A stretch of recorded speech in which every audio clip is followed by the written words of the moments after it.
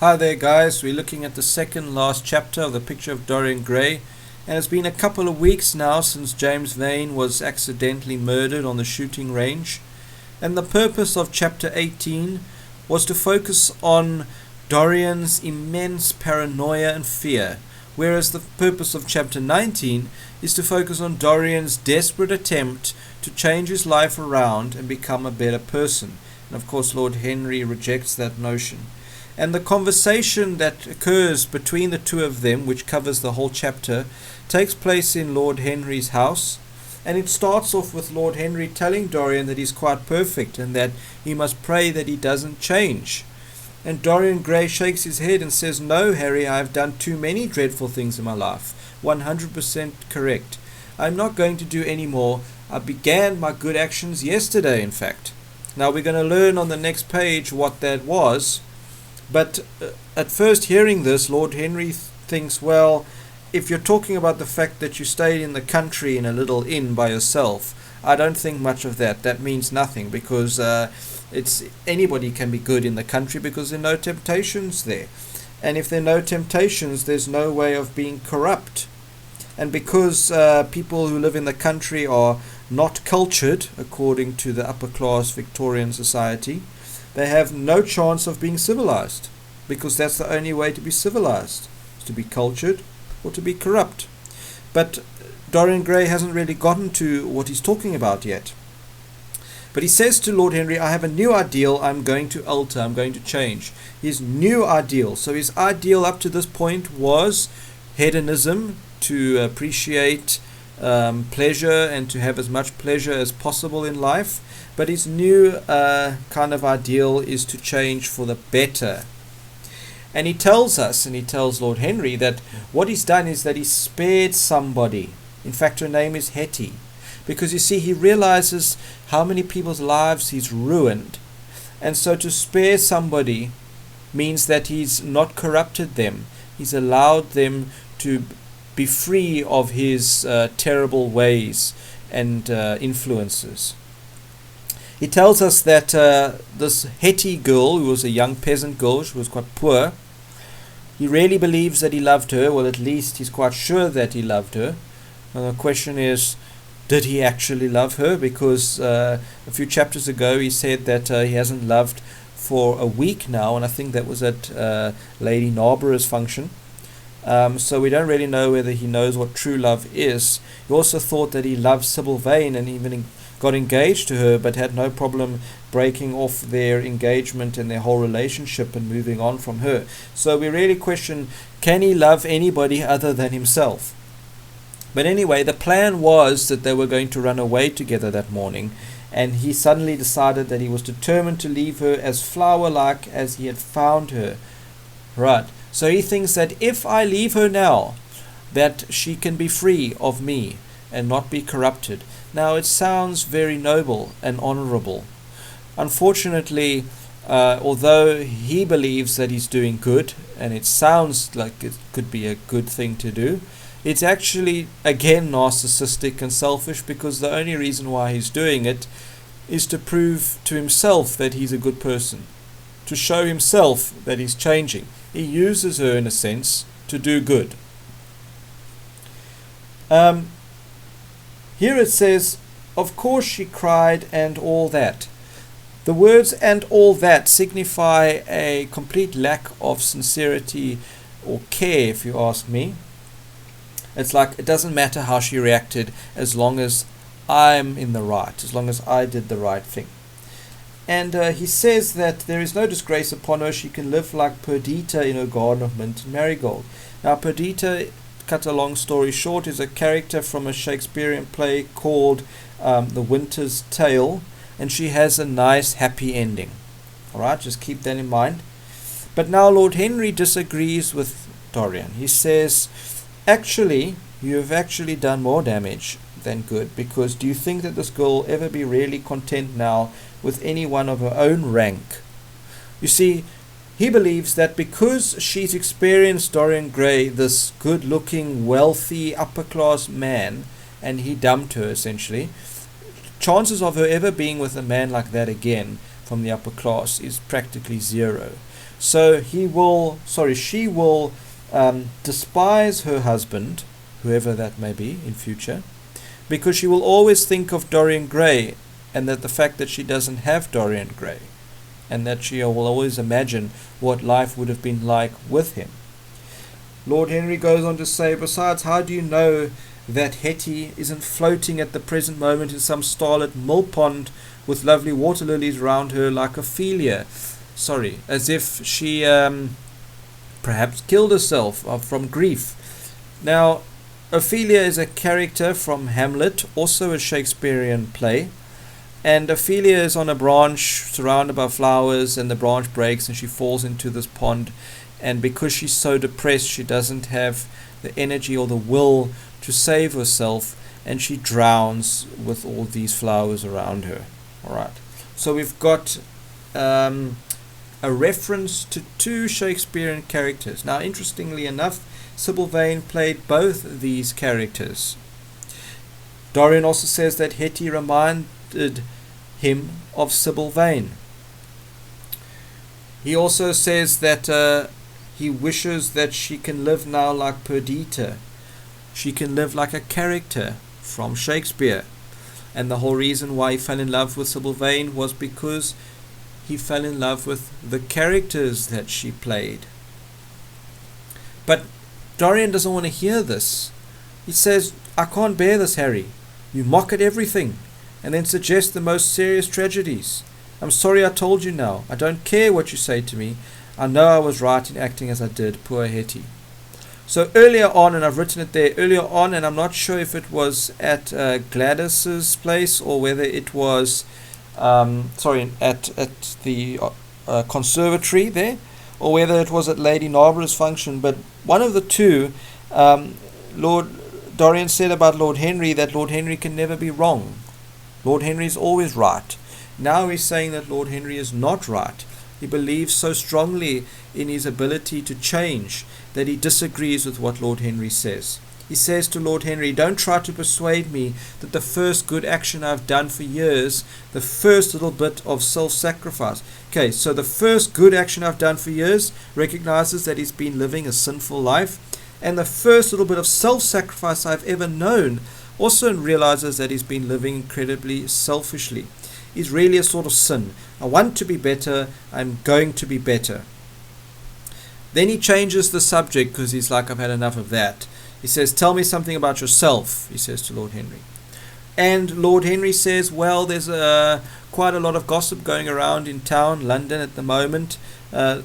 London people aren't used to talking about more than one topic at a time, but now they've got 3 things to talk about. One of them is Basil's disappearance, which they've been talking about for 6 weeks. They say that the people said that he definitely got on the train to go to Paris, but the people in Paris say that he never arrived. People are wondering where he is. He also says that they're talking about Lord Henry's own divorce. So we know that Lady Victoria left him. She left him with another guy. And they're talking about Alan Campbell's suicide. Now, Alan Campbell is the man who helped get rid of Basil's body. Or should I say helped actually disposed of the body. And the reason for his suicide, maybe he was just so full of guilt that he just couldn't take it anymore. The fact of the matter is that Basil's disappearance doesn't really interest Lord Henry at all. Even though this kind of, not upsets, but irritates Dorian a little bit because, that's really close to home because he killed Basil. He knows exactly what happened to Basil. But what you're going to see is that Dorian Gray is attempting to actually confess the fact that he murdered Basil. He wants to because it's on his mind and he needs to tell somebody, but he needs to test the waters first. He needs to see how Lord Henry is going to react. I've written there as well, Lord Henry is misogynistic when he talks about marriage, for example. Over here, he talks about married life is merely a habit, a bad habit, but then one regrets the loss, even of one's worst habits. One regrets them the most. They are such an essential part of one's personality. Misogynistic really means hatred of woman. The fact that he always talks so badly about women and marriage in general. I think we've discussed that quite a bit in the novel as well. So just keep that word in mind. Okay, so moving on. He says, Lord Henry says, if he is dead, I don't want to think about him, because that's hedonism. You don't think about unpleasant things that are going to make you unhappy. Death is the only thing that ever terrifies me. I hate it. Why does death terrify Lord Henry? Well, one of the things is that you can't talk your way out of it. You see, he says here, death and vulgarity are the only two facts in the 19th century that one cannot explain away. Death and vulgarity, they are what they are. It is what it is. Earlier on, he said that he loves words, that he enjoys fighting with words rather than actions. And we know that Lord Henry is very witty and clever with his epigrams and the things that he says. But unfortunately, death and vulgarity are, call a spade a spade. There's nothing much to say about them. Then he asks Dorian to play some Chopin on the piano. And of course, appreciation of art again. Nothing unusual there. In fact, the man with whom my wife ran away played Chopin exquisitely. We've discussed that. Then Dorian tries his luck a little bit, and he poses the question, did it ever occur to you that Basil was murdered? Now he wants to see how Lord Henry reacts. And how does Lord Henry react? He yawns. Why does he yawn? Because he finds Basil dull and boring. He says, Basil never did really anything wrong. The only time that he interested Lord Henry was that one time when he told me years ago that he had a wild adoration for you and that you were the dominant motive of his art. True, right? The only reason why that fascinated Lord Henry was because that was quite scandalous. Of course, any homosexual nature in those days was illegal and completely frowned upon, and so it was scandalous. This goes to show how the reason why Dorian fascinates Lord Henry so much is because Dorian takes the bait. He tries all new experiences. He does so many evil things. He lives life to the full, according to Lord Henry. Remember, Dorian said at the start of the novel, after meeting Lord Henry, he says, no, I'd rather go with you, Lord Henry. I don't want to stay with Basil. Basil gives me good advice. Okay, so according to Lord Henry, Basil is dull because he's actually a good person. He doesn't do much wrong. He had no curiosity. It was his chief defect. Defect? I don't know. Not to be curious, is that a defect? Well, I think you can be curious in a good way, but I don't think that's what Lord Henry is referring to here. But not happy with the response that he's getting, Dorian takes it a notch further and says, well, what would you say, Harry, if I told you that I'd murdered Basil? Basically telling that he has, but he hasn't quite said it in that way. Lord Henry rejects that and says, it is not in you, Dorian, to commit a murder. And that is, of course, dramatic irony, because you and I know that it definitely is in Dorian, because he has committed a murder. I should fancy that crime was to them what art is to us, simply a method of procuring extraordinary sensations. He's saying that people who murder and do crime, that's their way of getting a sensation, but for you and I, it's all about art. That's how we get our sensations. So Dorian says, well, do you then think that a man who has once committed a murder could possibly do the same crime again? And then he says, wait, don't tell me that. Oh, anything becomes a pleasure, says Lord Henry, if one does it too often. Something to think about. But Lord Henry does say murder is always a mistake. So Lord Henry recognizes murder is always a mistake. Why? One should never do anything that one cannot talk about after dinner. So typical of Lord Henry. And then he says, but let us pass from poor Basil. Let's not talk about Basil anymore. I wish I could believe that he had come to such a really romantic end as you suggest. And I've written there, murder. Is murder really romantic? It sounds a little bit like the story that he spun for Sybil Vane's murder or suicide. How it was just a wonderful experience. You say, well, we say that Basil's murder would be romantic end, because if somebody just dies on natural causes, that's very dull and boring. Alright, then they start talking about Basil's art, and Lord Henry says that it didn't last, it wasn't as good after Dorian and Basil broke up their friendship, essentially. It was never the same. It seems to me to have lost something. It lost an ideal. When you and he ceased to be great friends, he ceased to be a great artist. True. Why? Because Dorian provided Basil with an ideal. In other words, because he idolized Dorian, he worshipped him, he thought so highly of him, that it gave him inspiration, it gave him that fire, it gave him that drive. And then after they broke up for a better term, he didn't have that same inspiration anymore, and therefore he didn't have that drive to be the best artist that he could be. I suppose he bored you, says Lord Henry. By the way, what has become of that wonderful portrait he did of you? Of course, that unsettles Dorian a little bit because, we all know why. But Dorian says, he lies, of course, but he says he forgets. He doesn't know what he's done with it. But he says, I'm sorry I sat for it. The memory of the thing is hateful to me. Yes, true. He is sorry he sat for it, because if he didn't sit for it, then he wouldn't have the situation that he finds himself in now, where he's committed all these terrible crimes. The memory of the thing is hateful to me. Well, I suppose the memory of that moment when he, made that pact, or not a pact, but a wish, where he said that the painting would stay, that he would stay young and the painting would age instead of the other way around. So the memory of it is hateful to him. Then another reference to Hamlet, Shakespeare. Dorian says, he thinks of these two lines. How do they go again? Like the painting of a sorrow, a face without a heart. A face without a heart.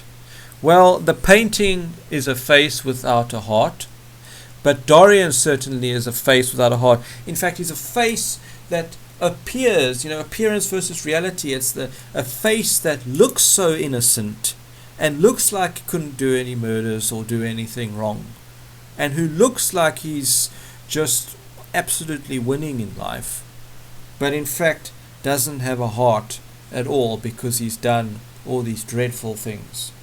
Yes, that it is what it was like. By the way, Dorian, says Lord Henry, what does it profit a man if he gains the whole world and lose, how does it go, his own soul? So Lord Henry says, what good is it if a man gets everything in life but loses his own soul? Now that is just saying like out of the blue. I mean, he knows nothing about Dorian's portrait or anything like that. But Dorian gets a little bit upset and he says, why do you ask me of that? Gets a little bit paranoid, a little bit suspicious. But Lord Henry says, no, I actually just heard a street preacher the other day say that. And of course that applies, doesn't it? Because here is Dorian, wealthy, still good looking, in his 40s, he looks 20 years old, has all the women he wants, looks like everything's grand. But you and I know how unhappy he is.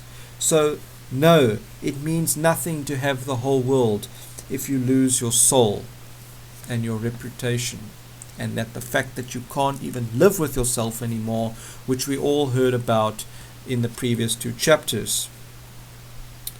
The soul is a terrible reality. It can be bought and sold and bartered away. It can be poisoned or made perfect. It can be poisoned. Yes, it has been poisoned. Dorian's soul has been poisoned by Lord Henry, but more importantly, the Yellow Book. Don't be so serious, and as you play, tell me in a low voice, says Lord Henry, because Dorian's still playing on the piano, how you have kept your youth. You must have some secret. I'm only 10 years older than you are, and I'm wrinkled and worn and yellow. You are really wonderful, Dorian. You are really wonderful. Why? Because he looks good? So that just goes to show the shallowness of Lord Henry and the aestheticism, the appreciation and obsession of beauty. So you are wonderful because you look good. Lord Henry says, to get back my youth, I would do anything in the world except take up exercise, get up early, or be respectable. Okay, so typical. Lord Henry says he just wishes that he could be young, but he's not actually prepared to work for it. He's just lazy. He wouldn't actually put in any effort. Youth, there is nothing like it. Well, Dorian Gray has youth on his side, and he's not happy. Ah, Dorian, how happy you are. No, he's not happy at all. Lord Henry says, nothing has been hidden from you, and it has all been to you no more than the sound of music. In other words, your life has just been great. It has not marred you. It has not affected you. Physically, no.